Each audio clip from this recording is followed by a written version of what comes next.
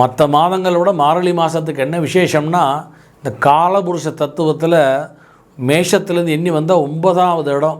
இந்த 9வது இடம் தான் தனுர் மாதம். தன்னுடைய பாசுரங்களில் 2வது பாசுரத்தில் வையத்து வாழ்வீர்கள் நாமும் நம்பாவைக்குன்னு இந்த பாசுரத்தில் கடைசியில் சொல்வார், ஐயமும் பிச்சையும் ஆந்தனையும் கைகாட்டி அப்படின்னு சொல்வார்.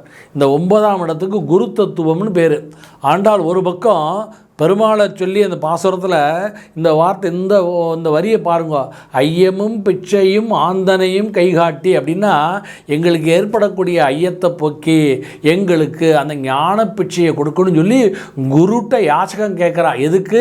உயுமாறென்றி உகந்தேலோர் அந்த உய்வடைவதற்கு, அந்த வைகுந்தத்தை அடைவதற்கு எனக்கு அருள் பண்ணு குருவிட்ட கேட்குறா. அதான் ஐயமும் பிச்சையும் ஆந்தனையும் கைகாட்டி உயுமாறென்றி உகந்தேலோர்.